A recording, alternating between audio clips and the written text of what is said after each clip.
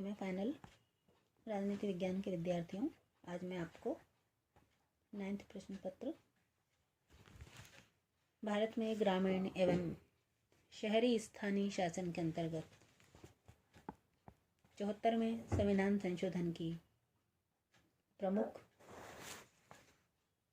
विशेषताओं के क्रम में कुछ और विशेषताएं बताना चाह रही हूँ।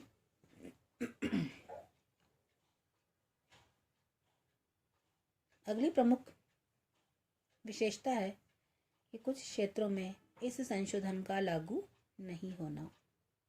संविधान के अनुच्छेद 244 के खंड 1 में निर्दिष्ट अनुसूचित क्षेत्रों तथा खंड 2 में अनुसूचित जनजाति क्षेत्रों पर ये प्रावधान लागू नहीं होते हैं। पश्चिम बंगाल में दार्जिलिंग जिले के पहाड़ी क्षेत्रों में गठित गोरखा हिल परिषद के कार्य और शक्तियाँ इस संशोधन से प्रभावित नहीं होते। अगली प्रमुख विशेषता है कि जिला योजना समिति का गठन।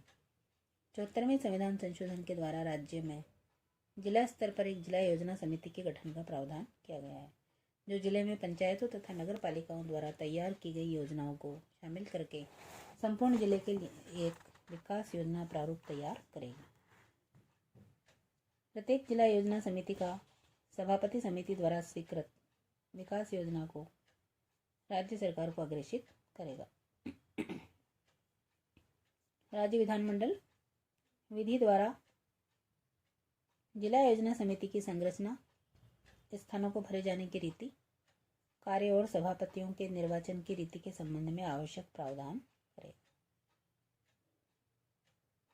16वीं प्रमुख इसकी विशेषता है कि महानगरीय योजना समिति का गठन। संपूर्ण रूप से महानगर क्षेत्र के लिए एक विकास योजना प्रारूप तैयार करने के हेतु प्रत्येक महानगर क्षेत्र में एक महानगरीय योजना समिति के गठन का प्रावधान किया गया है।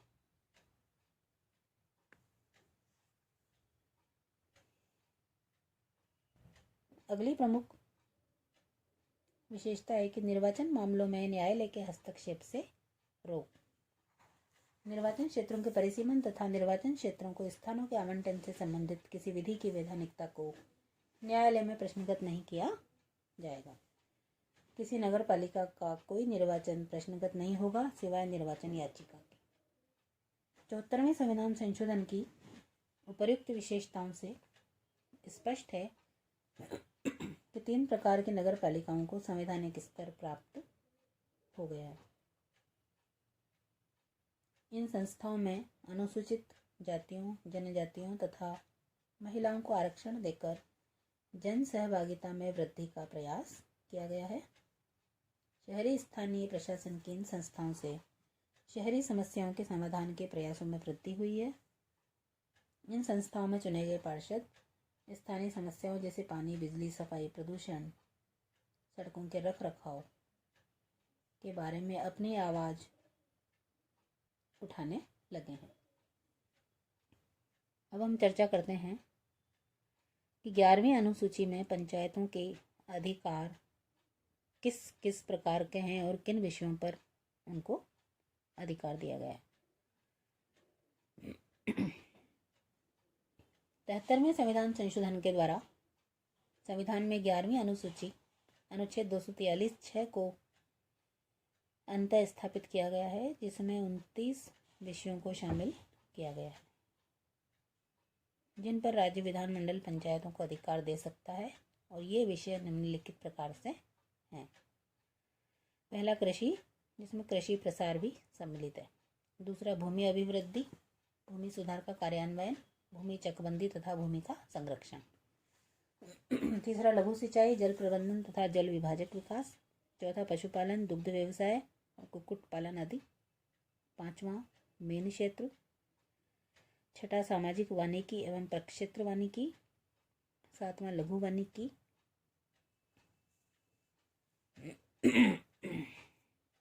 8वां लघु उद्योग, जिसमें खाद्य प्रसंस्करण उद्योग भी सम्मिलित हैं। 9वां खादी, ग्राम्य और लघु कुटीर उद्योग। 10वां ग्रामीण गृह निर्माण। 11वां पेयजल, 12वां ईंधन तथा चारा, 13वां सड़कें, पुलिया, पुल घाट, जलमार्ग और संचार के अन्य साधन। अगला ग्रामीण विद्युतीकरण, जिसमें विद्युत वितरण भी शामिल है। गैर परंपरागत ऊर्जा स्रोत, गरीबी कम करने के कार्यक्रम। शिक्षा, जिसमें प्राथमिक और माध्यमिक शिक्षा भी शामिल है। तकनीकी प्रशिक्षण और व्यावसायिक शिक्षा, वयस्क और अनौपचारिक शिक्षा, पुस्तकालय, सांस्कृतिक क्रियाकलाप, बाजार और मेले, स्वास्थ्य एवं सफाई, जिसमें प्राथमिक और माध्यमिक शिक्षा भी सम्मिलित है। परिवार कल्याण, स्त्री और शिशु का विकास, समाज कल्याण, जिसमें विकलांगों और मानसिक अशक्तों का कल्याण भी सम्मिलित है। दुर्बल वर्गों का कल्याण, विशेष रूप से अनुसूचित जातियों तथा जनजातियों का कल्याण। सार्वजनिक वितरण प्रणाली और सामुदायिक परिसंपत्तियों का अनुरक्षण। धन्यवाद।